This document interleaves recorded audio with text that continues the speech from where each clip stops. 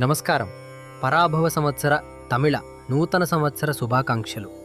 చారిత్రక పరిశోధకుడు డాక్టరేట్ మునైవర్ మహాశివనాడి జ్యోతిష్యుడు ఆ శివసామి మాట్లాడుతున్నాను. ఈ పరాభవ సంవత్సరానికి సంబంధించిన 12 రాసుల గురించి మాత్రమే ఇప్పుడు చూడబోతున్నాము. ఈ 12 రాసుల యొక్క ఫలితాలను విడివిడిగా మహాశివనాడి నుండి సేకరించి రాసి మీకు ఇప్పుడు నేను ఇవ్వబోతున్నాను. ఈ విశ్వం నవగ్రహాల ఆధారంగానే నడుస్తోంది.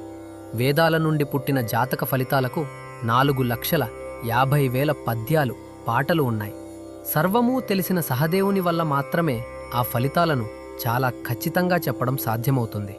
కానీ ఒకే ఒక రాశిని, అంటే ఒక రాశిని మాత్రమే బేస్ చేసుకుని తన పూర్తి ఫలితాలను చెప్పడం అనేది అసాధ్యమైన పని.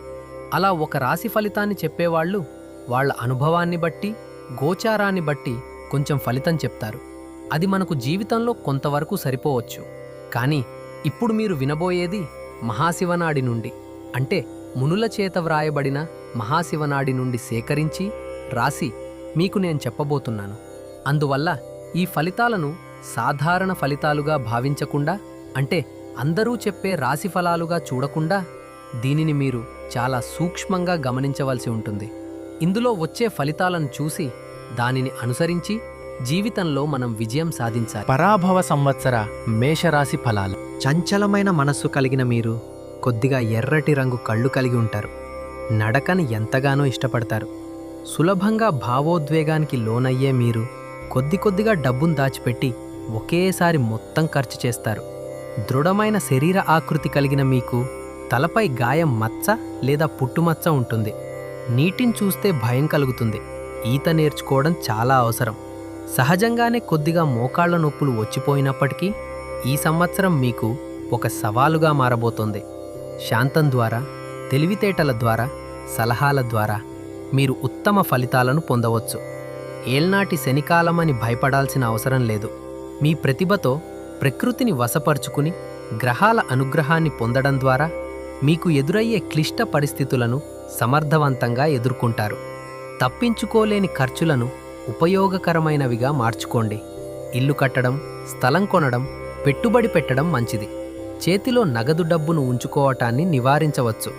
వ్యాపారం మరియు ఉద్యోగం చేసే చోట జాగ్రత్తగా, అప్రమత్తంగా ఉండటం మంచిది. శత్రువులను ఎదుర్కోవాల్సి రావచ్చు. అలాగే కోర్టు కేసుల వ్యవహారాల్లో ఖర్చులు కావచ్చు. ఆరోగ్యంపై శ్రద్ధ అవసరం. కుటుంబంలోని పెద్దలను వైద్య ఖర్చుల ద్వారా కాపాడుకుంటారు. మే 26 తర్వాత మంచి మార్పులను చూస్తారు. విదేశీ ప్రయాణం లాభిస్తుంది. తల్లి వైపు నుండి కొత్త వాహనం, యోగం ప్రత్యేకంగా ఉంటుంది. వ్యాపార మార్గంలో పెట్టుబడులు, పదోన్నతి, అధికారం మీకు కలిసి వస్తాయి.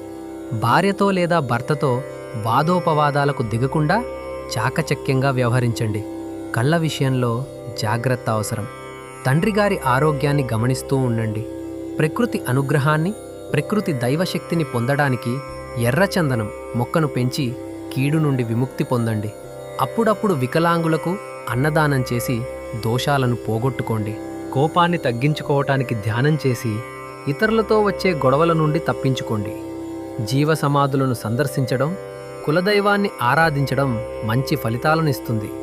సాధ్యమైతే షిరిడీ బాబాని, అలాగే శని క్షేత్రాలైన తిరునల్లారు, తిరుకొల్లిక్కాడులను దర్శించుకోవటం మంచిది. తిరుచెందూరు వెళ్లి పూజలు చేస్తే మేలు జరుగుతుంది. మిథున, కన్యా, వృశ్చిక రాసుల వారి విషయంలో అప్రమత్తంగా ఉండండి. ఈ రాసులవారు మీ కుటుంబంలోనే ఉన్నట్లయితే వారితో వాదించకుండా లొంగిపోవడమే మంచిది. అంతేకాకుండా అనురాధ, జ్యేష్ఠ నక్షత్రాలు వచ్చే రోజుల్లో మౌనవౌన వ్రతం పాటించడం, చాలా జాగ్రత్తగా నడుచుకోవటం మరియు వాహనం నడిపేటప్పుడు అత్యంత శ్రద్ధతో ఉండటం మంచిది. పగడపు రాయిని ఉంగరంగా ధరిస్తే అనుగ్రహం కలుగుతుంది. సుబ్రహ్మణ్యేశ్వర స్వామి ఆరాధన, అప్పుడప్పుడు పెద్దల సలహాలు లేదా కౌన్సిలింగ్ తీసుకోవటం మంచిది. భయపడాల్సిన అవసరం లేదు. అంతరాయాలను, అడ్డంకులను అనుభవాలుగా భావించి పట్టుదలతో ప్రయత్నించి విజయం సాధించండి. నా ఉద్దేశం ఏంటంటే ఈ ఫలితాలు మీరు మాత్రమే అనుభవించకుండా అందరికీ, మీ స్నేహితులకు మరియు మీ బంధువులకు దీన్ని షేర్ చేసి వాళ్ళు కూడా మేలు పొందేలా చేయండి.